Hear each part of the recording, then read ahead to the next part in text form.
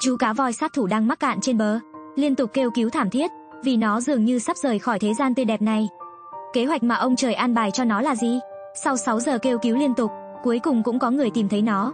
Có vẻ như con cá voi sát thủ này vẫn được ông trời ban phước lành. Thấy một chú cá voi bị mắc cạn, khách du lịch có ý tốt muốn đến để giúp đỡ. Họ liên tục tưới nước cho cá voi sát thủ bằng xô, cố gắng làm ẩm làn da sắp cháy nắng của nó.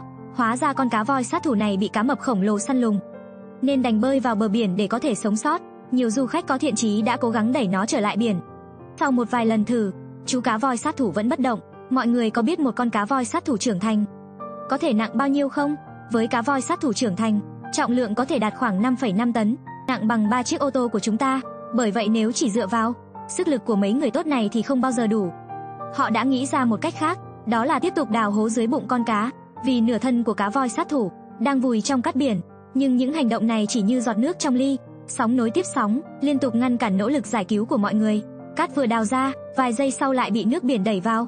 Càng ngày càng có nhiều người phát hiện ra chú cá voi, liền đổ xô đi giúp đỡ nó. Đối mặt với những cơn sóng không hề nao núng, dù nó có vùi cát trở lại, họ cũng không do dự mà tiếp tục cố gắng, tiếp tục liều lĩnh giải cứu chú cá voi. Khoảnh khắc này thực sự cảm động. Trên đời này vốn không có anh hùng, mà chỉ là những người bình thường với nỗ lực. Trước màn ảnh nhỏ, nếu bạn cũng muốn cá voi trở về biển lớn, hãy bấm like và để lại một lời chúc bình an cho chú cá voi. Những người tốt sẽ gặp được bình an. Hãy vì chính bạn và những người thân yêu mà để lại lời chúc phúc. Vạn sự thuận lợi, bình an trở về nhà. Ngày càng có nhiều khách du lịch đến giúp đỡ. Mọi người đổ xô nhau đến bên chú cá. Tất cả đều mong cá voi có thể trở về biển, vì có gia đình của nó ở đó. Họ đang đợi nó trở về. Nhưng cá voi sát thủ quá nặng. Mọi người tìm lấy một cái lưới đánh cá, rồi đặt lên đuôi chú cá voi, mặt khác đẩy đầu nó nghiêng về bên kia. Mọi người chung sức cuối cùng cũng đẩy được cá voi sát thủ di chuyển một chút. Mọi người tiến về phía trước, xếp thành một hàng dài. Người thì hướng đầu về phía trước quan sát, người thì dùng hết sức mà đẩy.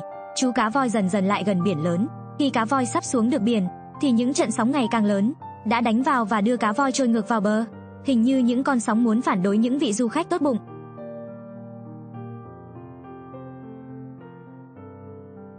Những người này lại chỉnh đốn đội hình, một lần nữa nỗ lực đưa cá voi trở về nhà. Họ đối mặt với cơn sóng khắc nghiệt bằng tinh thần dũng cảm. Thành thật mà nói, trái tim tôi cũng thấy cảm động. Sau những nỗ lực không ngừng của mọi người, cuối cùng cũng đưa được cá voi sát thủ về nhà. Vẫn còn rất nhiều người tốt bụng, làm cho thế giới này trở nên ấm áp, làm người ta cảm động. Những người tốt nhất định sẽ sống một đời bình an. Chú chó hoang này có một khối u lớn mọc trên bụng. Nếu không được điều trị kịp thời, không lâu nữa nó có thể phải chết. Vì quá đói bụng nên nó đã tìm kiếm thức ăn trong thùng rác. Nhân viên cứu hộ vội lấy thức ăn ra cho nó, nhưng con chó sợ và không dám lại gần. Vì sức khỏe của chú chó, chàng trai đã cho vào thức ăn một ít thuốc ngủ để nó có thể dễ dàng uống thuốc. Việc tiếp theo là theo dõi con chó, chờ nó thiếp đi là được. Trải qua hơn 10 phút theo dõi, thuốc cuối cùng đã có tác dụng. Con chó đi càng lúc càng chậm, còn chàng trai thì rất nóng lòng chờ chú chó thiếp đi. Chỉ như vậy mọi người mới có thể sớm được đưa nó đi điều trị. Cuối cùng chàng trai cũng chờ được đến giây phút ấy. Chú chó sau đó đã được đưa đến bệnh viện để kiểm tra sức khỏe. Bác sĩ thú y sờ nắn khối u trên bụng chó và lo sợ khối u đã di căn sang các vị trí khác. Bạn có thể đoán khối u này lớn như thế nào không?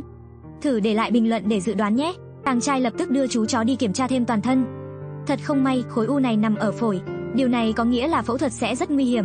Sau khi kiểm tra cơ thể chú chó, người bạn thân nhất của nó đến bệnh viện thú y thăm. Nó cũng hy vọng con người có thể chữa lành vết thương cho người bạn tốt của mình càng sớm càng tốt. Vì cơ thể chú chó lúc này quá yếu, không phù hợp để thực hiện phẫu thuật, cần phải điều chỉnh cơ thể để tăng tỷ lệ thành công của ca mổ. Một ngày trước khi phẫu thuật, tất cả những người bạn tốt của chú chó đều đến thăm nó và cổ vũ tinh thần. Bác sĩ đưa chó lên bàn mổ, trước ca mổ còn an ủi nó một lúc, để nó tin rằng các bác sĩ sẽ chăm sóc nó thật tốt. Lúc này hy vọng bạn cũng đang cổ vũ cho chú chó đáng thương của chúng ta. Bác sĩ thú y chuẩn bị bắt đầu ca mổ. Sau 3 giờ liên tục, khối u nặng 640 gram đã được cắt bỏ. Ca phẫu thuật cũng rất thành công. Chú chó có thể sớm phục hồi sau khi được nghỉ ngơi. Với sự chăm sóc tận tình của chàng trai, chú chó đã hồi phục nhanh chóng. Hãy bấm like cho lòng tốt của chàng trai lương thiện này nhé.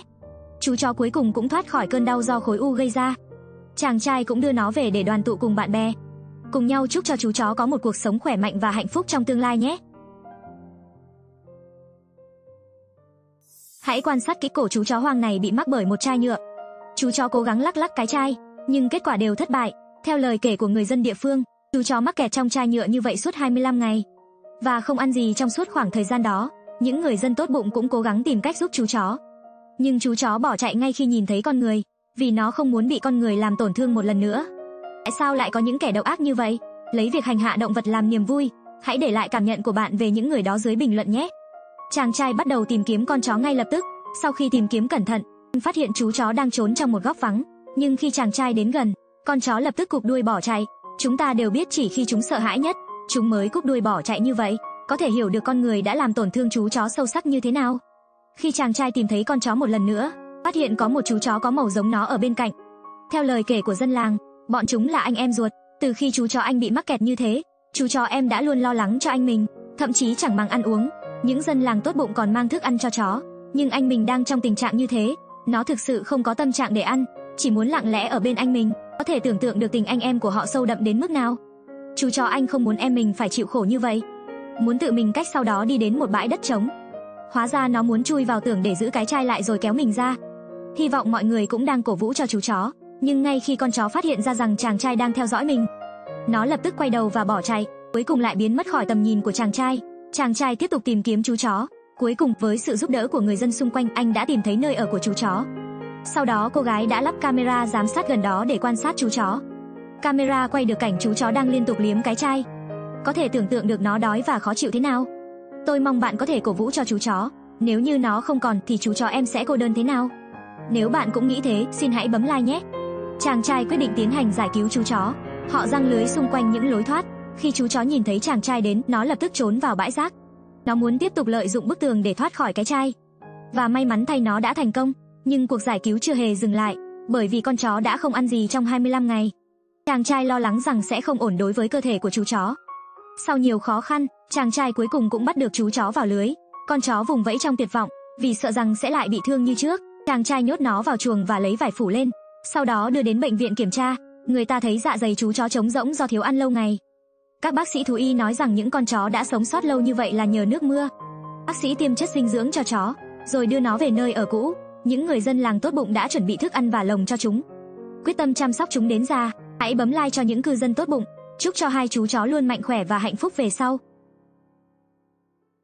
Con mèo cái này đã kêu trên mái nhà suốt 3 ngày 3 đêm nay, vì mèo con của nó bị mắc kẹt trong một cây cột. Nhưng nó không thể làm gì để cứu con mình. Trong lòng nó phải bất lực và khó chịu biết bao.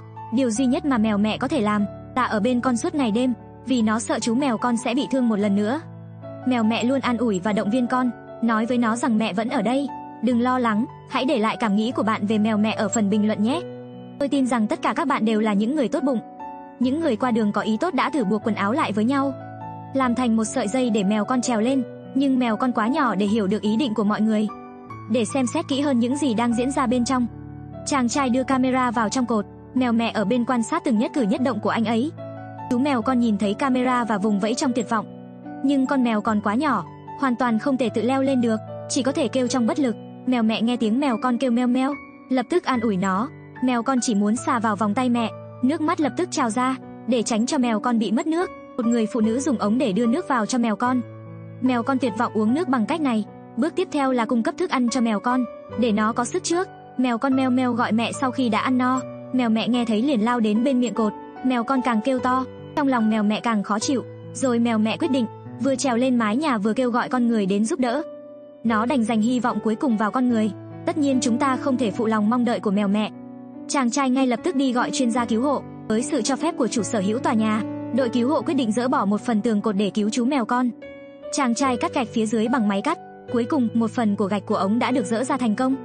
Bóng dáng nhỏ của chú mèo con cũng xuất hiện. Chàng trai với tay vào tóm chú mèo con ra ngoài. Bác sĩ thú y phát hiện mèo con mới hơn 1 tháng tuổi. Vì liều lĩnh trèo tường nên bị mắc kẹt, bàn chân của nó bị thương nặng. Mèo mẹ thấy mèo con được giải cứu nên nhẹ nhõm rời khỏi mái nhà. Bác sĩ thú y nhốt mèo con vào lồng, đưa nó đến bệnh viện để kiểm tra tình trạng thể chất. May mắn thay, con mèo con không sao. Nếu không có mèo mẹ kiên trì ngày đêm ở bên, có lẽ tình hình sẽ không còn tốt như vậy. Hãy bấm thích cho tình mẫu tử cao cả nhé, để ngăn chặn việc này tái diễn. Chàng trai lập tức che kín những lỗ hổng giữa mái nhà và các cột trụ. Chú mèo con được một cô gái trẻ tốt bụng nhận nuôi. Chúng ta cùng chúc mèo con lớn lên khỏe mạnh bình an nhé.